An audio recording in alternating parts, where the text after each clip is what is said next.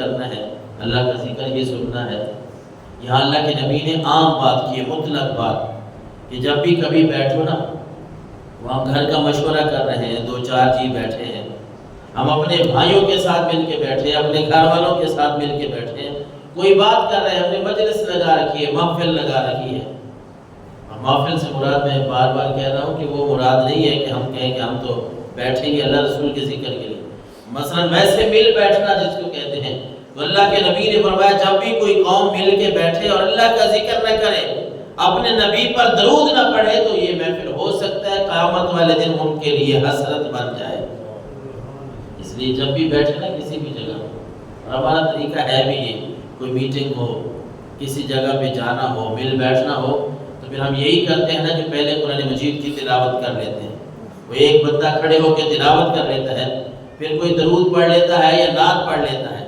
نعت کی صورت میں درود شریف پڑھ لیتے ہیں، جہاں بھی آپ حضور کا نام آتا ہے وہاں درود پڑھا جاتا ہے۔ یا یہ کام نہ بھی ہو اہتمام کے ساتھ کہ آپ نے خصوصی طور پہ ایک بندے سے تلاوت کروانی ہے اور ایک سے نعت پڑھوانی ہے، درود نہیں، بلکہ جہاں بھی بیٹھے اپنے بچوں کو سمجھائیں، اپنی ماؤں بہنوں کو ہم یہ بات سمجھائیں کہ جب بھی ہم نے مل بیٹھنا ہے نا، تو ہم نے وہاں اللہ کا ذکر بھی کرنا ہے، اپنے کام کے ساتھ ساتھ، اپنے مشورے کے ساتھ ساتھ، اپنی میٹنگ کے ساتھ ساتھ، پھر وہاں تھوڑا بہت جتنا ہم مناسب سمجھیں وہاں اللہ کا ذکر بھی کر لیں اور اپنے نبی پہ درود بھی پڑھ لیں، تاکہ وہ محفل، وہ میٹنگ، وہ مجلس ہمارے لیے وہ حسرت کا باعث نہ بنے۔ کیونکہ اللہ کے نبی نے اس اگلے الفاظ میں فرمایا فَإِنْ شَاءَ عَذَّبَهُمْ وَإِنْ شَاءَ غَفَرَ لَهُمْ، اللہ کی مرضی ہے، اگر اللہ چاہے تو ایسی محفل والے جو بیٹھے تو تھے لیکن رب کا ذکر نہیں کیا، بیٹھے تھے اپنے نبی پر درود نہیں بھیجا، ایسی محفل والوں کے لیے اگر اللہ چاہے تو ان کو سزا دے، عذاب دے، اور اگر اللہ چاہے تو ان کی مغفرت فرما دے۔ لیکن اس سے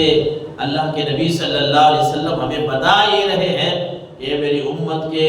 لوگوں، جب بھی تم نے جہاں بیٹھنا ہے، کوئی محفل مجلس لگانی ہے، تو وہاں اپنے کام کے ساتھ ساتھ اللہ کا بھی ذکر کر لیا کرو، اللہ کے نبی پہ درود بھی پڑھ لیا کرو۔ یہ تھوڑی سی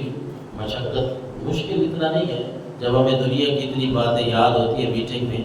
تو شروع میں یا آخر میں ہم یہ کہہ سکتے ہیں، سب کو کہہ سکتے ہیں، اگر مجھے پتہ ہے مسئلے کا تو میں کہہ دوں، آپ کو پتہ ہے آپ کہہ دیں، جس کو پتہ ہے وہ کہہ دیں یار اللہ کا ذکر کر دیں۔ اللہ کا ذکر کیا ہے؟ اللہ اکبر پڑھ لیں، سبحان اللہ پڑھ لیں، الحمدللہ پڑھ لیں، اچھی میٹنگ کے لیے بیٹھے ہیں، اچھی باتیں ہوئی ہیں، الحمدللہ رب العالمین پڑھ لیں، کہ ہماری بات بھی اچھی ہو گئی ہے، رب کی تعریف بھی ہو گئی، اللہ کا ذکر بھی ہو گیا، کوئی شرط نہیں ہے اتنی دفعہ پڑھنا ہے، اب ایک دفعہ پڑھ لیں، 2 دفعہ اللہ اکبر پڑھ لیں، سبحان اللہ پڑھ لیں، بس اللہ کا ذکر ہو گیا۔ اس کے بعد درود شریف پڑھ لیں، اللہم صلی علی محمد، درود ابراہیمی پڑھ لیں، یا صلی اللہ علیہ وسلم پڑھ لیں، دوسروں کو بھی پڑھوا دیں۔ جب ہم یہ کام کریں گے تو انشاءاللہ ہماری یہ محفلیں، یہ مجلسیں، یہ میٹنگز جو ہے وہ ندامت والی، حسرت والی نہیں ہوگی، بلکہ ان میں اللہ برکت عطا فرما دے گا۔ حضرت عبداللہ بن عمر رضی اللہ تعالیٰ عنہ مسلم شریف کی حدیث مبارکہ روایت کرتے ہیں 849 نمبر پہ، کہتے ہیں انہو سمع النبی صلی اللہ علیہ وسلم یقول اذا سمعتم المؤذن فقولوا مثل ما یقول، کہ اللہ کے نبی نے ہمیں بتایا کہ جب بھی کوئی مؤذن اذان دیتا ہے نا، تو جس طرح وہ اذان کے الفاظ کہہ رہا ہو تم بھی ساتھ پڑھتے جاؤ۔ اذان کا جواب، جب اذان ہو رہی ہو نا، تو ادب کا یہی تقاضا ہے کہ ہم اگر کوئی کام کر رہے ہیں، ایسا کام جس کو ہم چھوڑ سکتے ہیں، تو پھر توجہ اذان کی طرف ہونی چاہیے۔ کام اگر نہ بھی چھوڑے، چلو موبائل کے علاوہ کی بات کریں، کسی ایسے کام میں ہم مصروف ہیں کہ ہمارا ہاتھ جو ہے وہ اس کام سے نہیں ہٹتا، تو پھر ہم اتنا تو کریں کہ توجہ تو اللہ کے نام کی طرف ہو، اذان کی طرف ہو، کہ مؤذن جو کہہ رہا ہے وہی باتیں ہم کہتے جائیں۔ اللہ اکبر، اللہ اکبر وہ کہے، جو ہی وہ رکے تو ہم شروع ہو جائیں اللہ اکبر، اللہ اکبر، اشہد ان لا الہ الا اللہ، ساری اذان کا جواب دیں۔ اور اللہ کے نبی صلی اللہ علیہ وسلم نے فرمایا جب اذان ختم ہو جائے ثم صلوا علیہ، پھر مجھ پر درود پڑھا کرو، پھر مجھ پر درود پڑھو، فإنہ من صلی علیہ صلاۃ صلی اللہ علیہ بہا عشرا کہ جس نے بھی مجھ پہ 10 مرتبہ درود پڑھا علیہ صلاۃ صلی اللہ علیہ بہا عشرا، جس نے بھی مجھ پہ 1 مرتبہ درود پڑھا اللہ اس پر 10 رحمتوں کا نزول فرماتا ہے۔ یہاں تو اذان کے بعد درود پڑھنے کا خود اللہ کے نبی صلی اللہ علیہ وسلم نے ارشاد فرمایا کہ اذان ہو جائے تو پھر درود شریف پڑھو، مجھ پہ درود پڑھو، جب تم 1 مرتبہ درود پڑھو گے تو اللہ تمہارے اوپر 10 رحمتوں کا نزول فرمائے گا۔ کسی کو چڑھانے کے لیے نہیں درود پڑھتے ہوتے، یہ بڑی میٹھی عبادت ہے، زبان اس سے میٹھی ہوتی ہے، دل میٹھا ہوتا ہے، ٹھیک ہے۔ یہ جب بھی درود پڑھے نا، یہ نہیں ہے کہ میرا فلاں سنے گا تو اس کو وہ کہے گا کہ ہاں یہ درود پڑھتا ہے، نہیں، جب بھی درود پڑھو دل سے پڑھو تاکہ تمہارا یہ درود اللہ کے نبی کی بارگاہ میں پہنچ بھی جائے۔ ہمارے معاشرے میں یہ بات اگر وہ سنی پڑھتے وہ بھی نہیں پڑھتے، جو پڑھتے ہیں کیوں نہیں پڑھتے، وہ بھی پڑھتے ہیں، سنی بھی پڑھتے ہیں، لیکن اگر کوئی یہ نیت رکھے کہ میں نے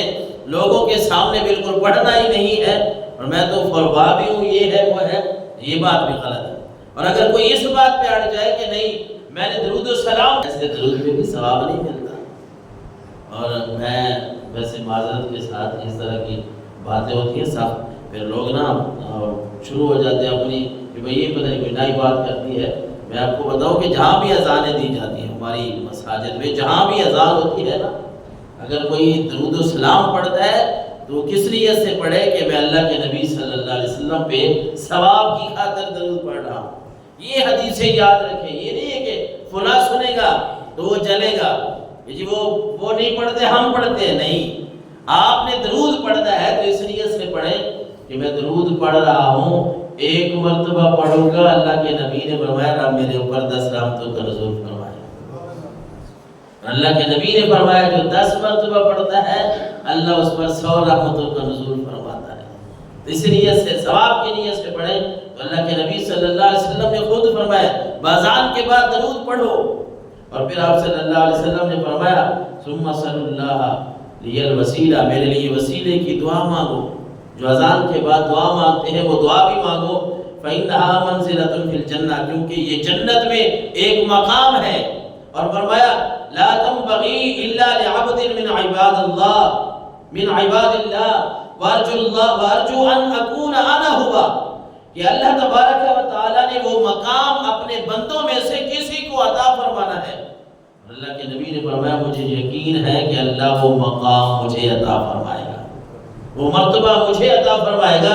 اور پھر فرمایا فمن سأل لی الوسیلہ حلت لہ شفاعہ، جس نے دعا کی نماز اذان کے بعد اس میں میرے لیے وسیلے کی دعا کی، وسیلہ مانگا، تو اللہ کے نبی صلی اللہ علیہ وسلم نے فرمایا حلت لہ شفاعہ،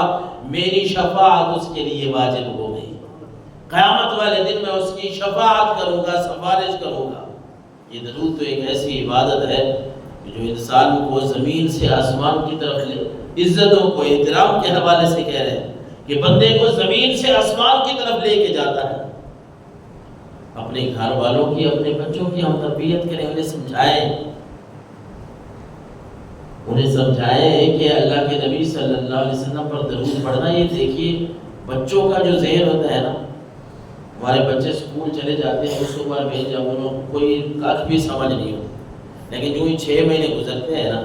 1 سال گزرتا ہے، ان کو سمجھ نہیں ہوتی، یاد پھر بھی انہیں باتیں ہوتی، باتیں یاد کر لیتے ہیں۔ وہ اس وجہ سے کہ یہ جو اللہ نے سماعت کا، جو کانوں کا انتظام فرمایا ہے نا، ہمارے جو کان ہیں، یہ اللہ تبارک و تعالیٰ نے ان میں ایسا سسٹم رکھا ہے کہ ہم جتنا زیادہ سنتے جاتے ہیں اتنی زیادہ بات وہ دل میں پختہ ہوتی جاتی ہے، دماغ میں وہ بات پکی ہو جاتی ہے۔ جب بچوں